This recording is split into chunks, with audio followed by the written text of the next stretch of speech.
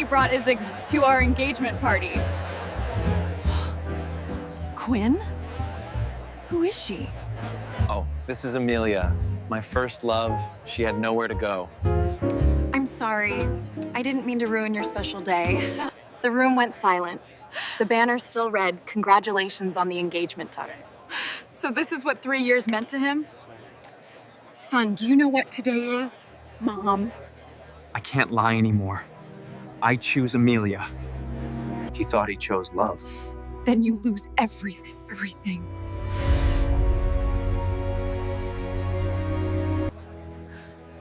That night, he lost a fiancé, and I gained his entire world. I never imagined my engagement day would become the most humiliating night of my life. If someone had told me that morning what was coming, I would have laughed, or cried, or canceled everything. But I didn't know. I stood in front of the mirror, adjusting the pale blue dress Quinn had chosen for me. He said it made me look calm, Mature. wife material. I smiled at my reflection, trying to ignore the tight feeling in my chest. 3 years. That's how long Quinn and I had been together. We met in college. He studied sports management. I studied business administration. We were never the dramatic couple. No loud fights. No grand romance scenes. Just steady, familiar, comfortable. Or so I thought. Quinn's father passed away early. His mother raised him alone while building a successful company from nothing. She was elegant, Sharp. powerful, the kind of woman who walked into a room and made people straighten their backs without realizing it. For some reason, she liked me. No, she didn't just like me. She chose me. The year we graduated, I hadn't even collected my diploma when she invited me to her home. She talked about the company, about the future, about how tired she was of carrying everything alone. You studied management, she told me once, pouring tea. That's not a coincidence. When we went out together, people often thought we were sisters. Sometimes even friends. I grew up in an orphanage. I never knew what it felt like to have a mother. But if I had to imagine one, she would look like Quinn's mom. That's why I trusted this engagement. That's why I believed this future was real. The banquet hall was beautiful.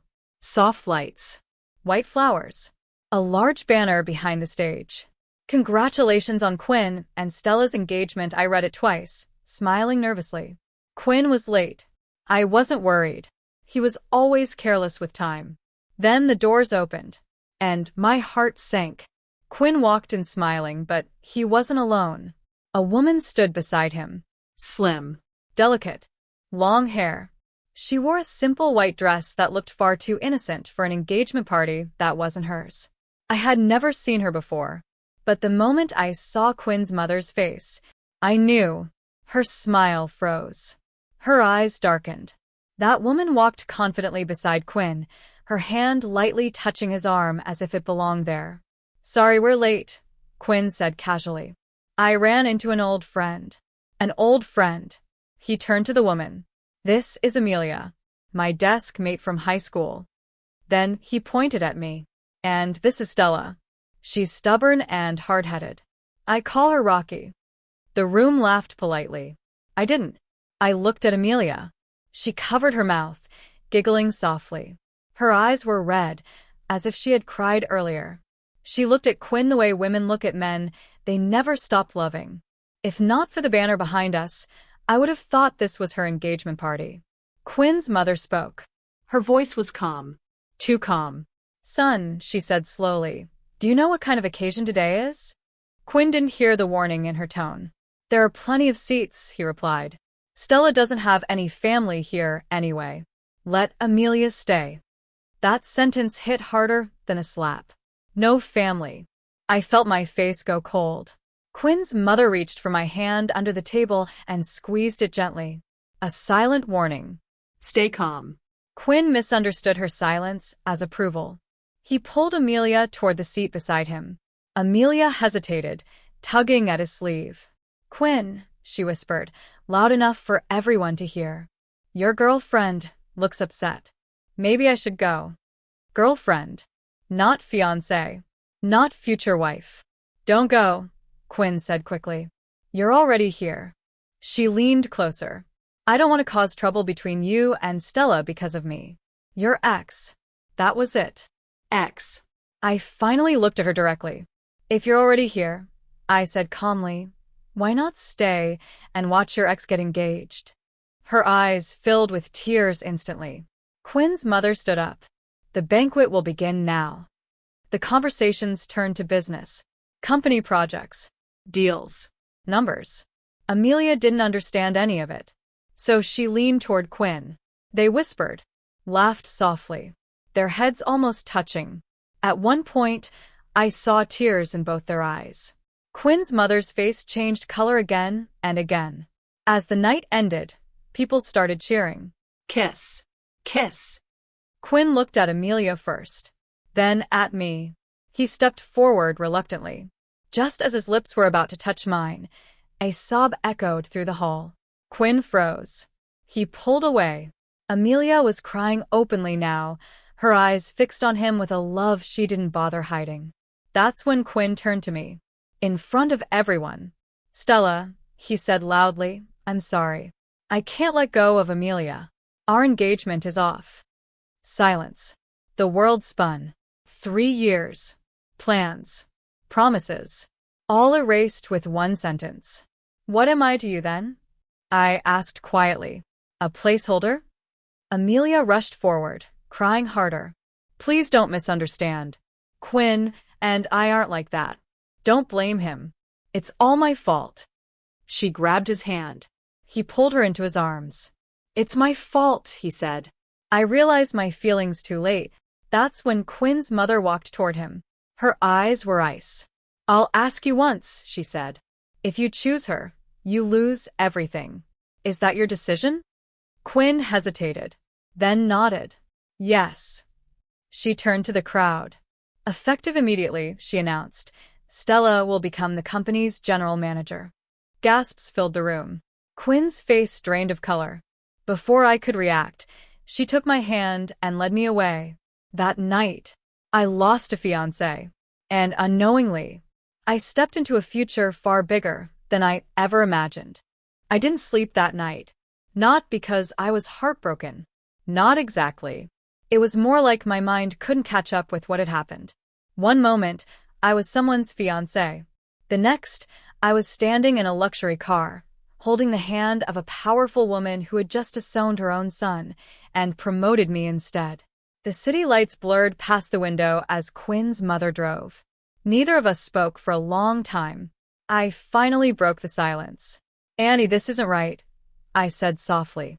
Quinn ended things with me. I shouldn't stay at the company. She didn't look at me. What's not right, she replied calmly, is my son humiliating the woman I chose. I swallowed. You don't have to do this because of me. She laughed quietly. Not warmly. Not angrily. Just tired. Stella, she said, finally glancing at me. I didn't build my company by letting emotions cloud my judgment. Her grip tightened on the steering wheel. That boy has disappointed me more than you can imagine. When we reached her house, she didn't let go of my hand. Inside, the living room lights were already on. Stacks of property deeds lay neatly arranged on the table. She sighed when she saw them. I came back tonight to move these, she said. Before that woman sweet-talks my idiot son into handing them over. That woman. Amelia. I hesitated. She's important to him, I said carefully. Quinn's mother laughed again, this time sharp. Important. She's dangerous. She poured herself a glass of water and sat down. Then, for the first time, she told me the truth. Quinn and Amelia dated in high school. At first, she didn't interfere. Young love, she thought. It would pass. But Quinn's spending changed. $10,000 a month became $50,000. Then $100,000 in a single day. All of it went to Amelia. Designer bags. Trips. Luxury gifts. So she investigated. What she found disgusted her. A father who drank and gambled. A mother who lived off others. A brother who did nothing but waste money. And Amelia? Pretty on the outside. Rotten inside. She cried her way through life. Quinn's mother said coldly. Ruined other students. played innocent, took advantage of weakness. She transferred Quinn to a strict private school. No phones. No leaving campus. She cut the relationship clean. Quinn hated her for it, but she never regretted it. Only this time, she said bitterly, he chose trash over gold. I stayed quiet. After all, he was still her son. She seemed to read my thoughts. Don't pity him, she said. He made his choice. Then she looked at me, and I made mine. I felt uncomfortable. You don't owe me anything. She stood up suddenly. Yes, I do. She walked to a door I hadn't noticed before and opened it. Come out, she called. Footsteps. A young man appeared. Tall. Broad shoulders. Clear eyes. He looked too young. He froze when he saw me. I froze too. Hello, he said politely. I'm Damon. Quinn's mother slapped him on the shoulder. Stop staring. She's your sister-in-law. My face burned. Sister-in-law. I repeated. Damon looked just as shocked. Mom, does Quinn know I exist? She waved dismissively. He doesn't need to. Then casually she dropped the bomb. Damon wasn't Quinn's father's child. Years ago, after Quinn's father died, she reunited with her first love. One night. One mistake. Damon. The room went silent. Even Damon turned red. Mom, he muttered, maybe this story doesn't need an audience. She ignored him. Stella, she said firmly, I've already decided. You are my daughter-in-law. My heart skipped. I can't. I'm not talking about Quinn. I blinked. Then who? She smiled slowly. I have another option. I felt uneasy. You're not asking me to take Quinn back, are you? She scoffed. If that boy kneels and begs, I still wouldn't allow it. Then she leaned forward. My younger brother is still single. I stood up instantly. I'm sorry, what? She pulled out her phone. He's handsome. Successful. No bad habits. I grabbed my bag. This is too much. I fled. The next few days were chaos. I started working as general manager. Meetings. Reports. Decisions. I was exhausted. But Quinn's mother was more energetic than ever. Every conversation somehow led back to her brother. He's amazing at work. He cooks. He has abs. I rubbed my temples. Finally, I gave in. Fine, I said. I'll meet him once. She was gone before I finished my sentence. That evening, I went to the hospital. Chest pain. Stress, probably. The doctor was cold. Professional. He examined me, asked questions, then frowned. My heart nearly stopped. Then he said it was just hormones. I left furious. At 7:30 p.m., I arrived at the restaurant. Quinn's mother waved excitedly. A man stood up across from her.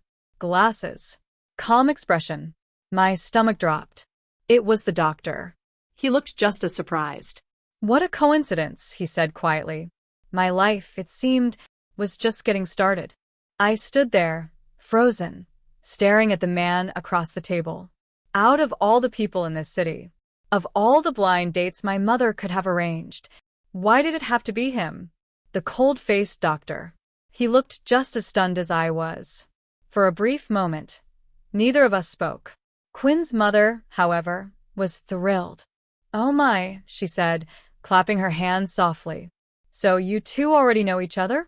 This must be fate. Fate. I almost laughed. The doctor cleared his throat and adjusted his glasses. Hello again, he said politely. I'm Elijah. We met this afternoon. As if I could forget. I nodded stiffly and sat down. Yes. I remember. How could I not? He had just examined me hours ago. The air between us felt awkward. Heavy. Quinn's mother leaned in, eyes sparkling with curiosity. So, she asked, tell me, how did you meet? I nearly choked on my water. At the hospital, Elijah said calmly. Her eyes widened. Oh, hospital? She repeated. Stella, are you feeling unwell? It was nothing, I said quickly. Just a checkup. Elijah glanced at me briefly, then looked away, as if understanding my embarrassment. Quinn's mother nodded, clearly satisfied. Well, she said brightly, since you've already met, there's no need for formal introductions. She stood up. I'll leave you two alone. Get to know each other properly. Before I could protest, she grabbed her bag and walked away. Just like that. I was left sitting across from a man who knew far too much about my medical history. We sat in silence. Finally, Elijah spoke. You don't look comfortable, he said. I'm not, I admitted. He gave a small smile. That makes two of us. There was something different about him now. At the hospital, he had been distant, cold, clinical. Now he seemed human. I didn't expect this either, he continued. My sister insisted I come. Sister? I repeated. He nodded. My elder sister. She's very persuasive. I smiled faintly. I understand that well. The waiter came. We ordered. The conversation slowly became easier. He asked about my work. I asked about his. He was a specialist. Dedicated. Busy. He spoke calmly, choosing his words carefully. Unlike Quinn, who always spoke first and thought later. That comparison hit me unexpectedly. I pushed it aside. This meeting, I said after a pause, doesn't have to mean anything. I agree, Elijah replied immediately. We're both here out of obligation. That honesty eased my tension. Dinner passed quietly. No sparks. No dramatic moments. Just comfort. As we stood to leave, Elijah spoke again. Thank you for today, he said. And I'm sorry if this situation made you uncomfortable. I nodded. Thank you for being understanding. We exchanged numbers. Not as a promise, just as courtesy. That night I thought about Quinn. Not with sadness, but with clarity. The next morning my phone buzzed. A message from an unknown number. Quinn, Stella, can we talk? I stared at the screen, then locked my phone. At work, things moved fast. The company was in chaos. Quinn's sudden loss of authority shocked everyone. Some pitied him. Some whispered. I stayed professional. I avoided him. But fate had other plans. That afternoon, I ran into Amelia. She stood outside my office. Her eyes were red again. Stella, she said softly, can we talk? I wanted to say no, but I nodded. She stepped inside and closed the door. I never meant for things to turn out like this, she said, tears falling. I really didn't. I stayed silent. She continued. Quinn still loves you. He's confused. I almost laughed. Then why are you here? I asked calmly. Her lips trembled. Because I'm pregnant. The words hung in the air. I felt nothing. No anger. No jealousy. Just relief. That explains everything, I said quietly. Her eyes widened. You're not angry? No, I replied honestly. I'm done. She stared at me, stunned. I opened the door. This conversation is over. She left in silence. That evening, Elijah texted me. Elijah, did you eat dinner? I paused. Then replied. Me, not yet. A few seconds later. Elijah, there's a place near the hospital. Simple food. No pressure. I hesitated, then agreed. This time, the atmosphere was lighter. We talked more freely. He told me about his childhood, about long shifts, about why he chose medicine.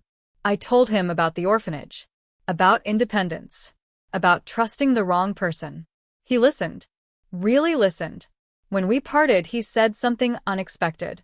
You don't have to be strong all the time. I looked at him. I know, I said, but I choose to be. He smiled. That night, Quinn showed up at my door. Drunk, regretful, begging. I didn't open it, because somewhere inside me, I knew the chapter with Quinn was truly over, and another one had quietly begun. Quinn didn't stop trying after that night. He texted. He called. He waited outside the company. At first, I ignored him completely. But avoidance doesn't erase the past. It only delays the moment you're forced to face it. One afternoon, as I walked out of a meeting, I saw him standing by the elevator. He looked thinner. His hair was messy. The confidence he once carried so easily was gone. Stella, he said when he saw me. Please. Just 5 minutes. The employees around us slowed their steps, pretending not to stare. I sighed. 5 minutes, I said. Here. We went into a small meeting room. He stood there awkwardly, hands clenched. I made a mistake, he said immediately. The biggest mistake of my life. I leaned against the table, arms crossed. You didn't make a mistake, I replied calmly. You made a choice. He shook his head. I was confused. Amelia, she lied to me. She said she was sick. She said she had nowhere to go. And you believed her. I finished for him. In front of everyone. On our engagement day. His eyes filled with regret. I didn't know she was pregnant, he said quickly. She told me after. I looked at him. Does that change anything? He fell silent. That's what I thought, I said. He stepped closer. I still love you. I felt tired.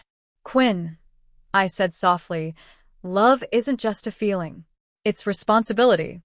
He reached out but stopped halfway. My mom won't even answer my calls, he said bitterly. She cut me off completely. That was her decision, I replied. Just like Amelia was yours. I opened the door. We're done. That evening, I met Elijah again. This time, it wasn't arranged. I was exhausted after work and stopped by a quiet cafe near the hospital. He was there, still in his white coat, reading a file. He looked up and smiled when he saw me.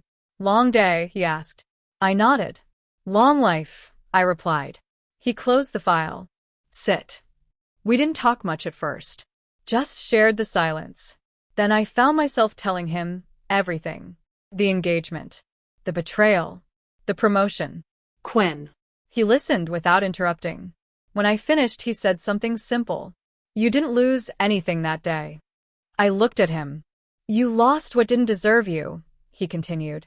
And you gained clarity. I let out a breath I didn't realize I was holding. Over the next weeks, Elijah became part of my routine. Not dramatically.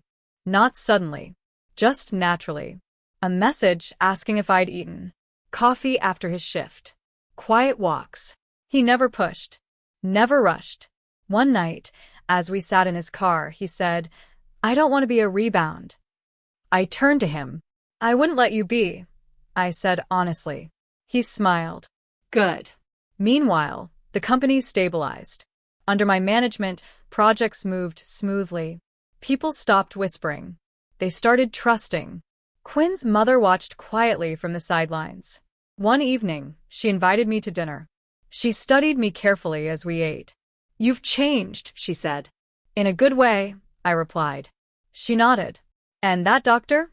She asked casually. Elijah. I froze. You know? I asked. She smirked. I know everything.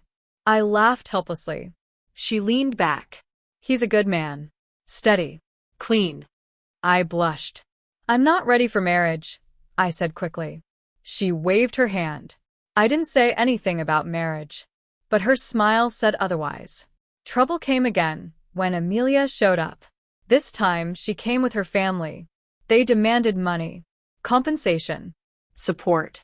Quinn's mother refused to meet them. So they came to the company. Security stopped them at the entrance. I watched from my office window as Amelia cried again, holding her stomach. For the first time, I felt pity. But pity doesn't mean responsibility. Quinn arrived later, frantic. He tried to argue, tried to threaten. My assistant calmly escorted him out. That night, he sent me one last message. Quinn, I lost everything. I replied only once. Me no. You gave it away. After that, there was silence. One rainy evening, Elijah walked me home. We stood under the streetlight. I don't want to rush you, he said, but I want you to know. I'm serious about you. I looked at him. The man who respected boundaries. Who stayed steady. Who didn't need drama to feel alive. I know, I said. He smiled softly. Good. As he turned to leave, I stopped him. Elijah, I said. Yes. I think I'm ready to try. His smile was slow. Genuine. That's all I need. Behind us, the rain kept falling. But for the first time in a long while, I wasn't afraid of the future. The weeks after that rainy evening felt surreal. I had survived the humiliation. I had survived betrayal. And now, I was finally starting to breathe. Quinn was gone from my life. Amelia and her family had no foothold in the company. And I had Elijah, steady, reliable, and honest. But nothing came easy. Nothing worth having ever does. A new beginning. Quinn's mother invited me to her home for dinner. I wasn't sure what to expect. The moment I arrived, she smiled warmly. "Dinner is ready," she said. "And I have someone to introduce you to." I froze. Could this be another surprise? She waved me toward the living room. Standing there, impeccably dressed, was a young man I had never met. "Stella," she said, "this is my brother, Damon." My eyes widened. "Your brother?" "Yes," she replied, calm and confident. "He's single, handsome, responsible, and I think you'll get along." I shook my head in disbelief. "My dear mother," I said, "I can't just meet him casually like this. It feels strange." She chuckled. "You said you wanted options. Consider this an introduction." Damon stepped forward. "Hello, Stella," he said politely, bowing slightly. "I've heard a lot about you." I nodded, trying not to blush. There was something about him. His demeanor was gentle yet confident. Clear eyes. Polished but approachable. Balancing work and life back at the company, life had settled into a routine. I was officially the general manager. Employees respected me. Projects ran smoothly. Elijah was part of my life naturally now. We had meals together, shared quiet evenings, and occasionally laughed over small things that reminded me of the past chaos. It felt safe, stable, like I could finally focus on my life and not just survive other people's drama. Quinn occasionally called, but I didn't respond. Every time I thought about him, I reminded myself he had chosen someone else. He had lost his chance, and I was free. Unexpected obstacles life, of course, wasn't without drama. One afternoon, Amelia appeared again, this time outside the company building. She was alone, trembling. "I just want to talk," she said, tears streaming down her face. I didn't answer. I didn't move. Then Elijah appeared beside me. "Come." Protective. "Let's go inside," he said. He led me into the office. Security dealt with Amelia politely but firmly. "She can't harass us anymore," he whispered. I nodded, feeling a sense of relief I hadn't experienced in years. That evening, as we left the office, Elijah held my hand gently. "You handled everything today beautifully," he said. "And you don't owe anyone your peace." I smiled softly. I finally understand that now. The moment of clarity weeks turned into months. Quinn faded into the background. Amelia disappeared completely. My life with Elijah became effortless and real. One night, we walked under the city lights after dinner. The wind was cool. The streets glistened from the rain. "I've never felt like this before," Elijah said quietly. "Like everything is right." I looked at him, and I realized something. I had never felt that way with Quinn. Not once. "I know," I said, squeezing his hand. This is what I've been waiting for. Someone real." He smiled. And in that moment, I finally felt at home. Closure and strength. Not long after, Quinn's mother called me. "I want you to know something," she said warmly. "You've handled everything with grace. You could have been bitter, but you didn't. You deserve happiness, Stella." I felt my chest tighten. Her words meant more than I could express. "I owe it all to you," I said softly. "No, Stella," she replied firmly. "You owe it to yourself." And she was right. From that moment, I stopped thinking about what I lost. I focused on what I had. A career, independence, and a love that was honest and kind. Elijah and I started making plans for the future. Not rushed, not dramatic, just thoughtfully. A life we could build together. I had survived betrayal. I had turned humiliation into strength. I had found love where it mattered. And for the first time in my life, I believed in happy endings, real ones.